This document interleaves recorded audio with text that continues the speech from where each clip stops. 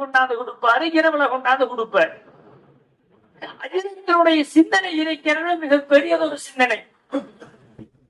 நாமளும் மற்ற மதரசாக்களை போல நாமும் உணவை மதரசாவோட சமைக்கணும் அப்படின்னு அதற்கு முதற்கட்டமாக ஒரு நல்லதொரு ஆலோசனை செய்தார்கள்.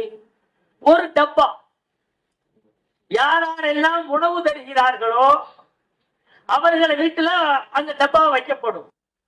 நீங்க மத்தியானம் நீங்க உங்க வீட்டுல சமைப்பீங்கல்ல, அப்ப ஒரு கை பிடி அரிசி எடுத்து அந்த டப்பாவோட போட்டுருங்க.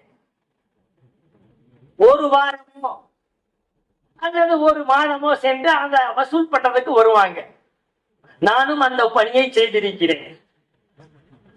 காலப்போக்கு ஒரு வளர்ச்சியாக ஆரம்பிச்சு மிகப்பெரிய ஒரு சிந்தனை. நீங்கள் நினைத்து பாருங்க, இப்படிப்பட்ட சிந்தனைகள் அவ்வளவு சீக்கிரம் கிடைக்கிறாது.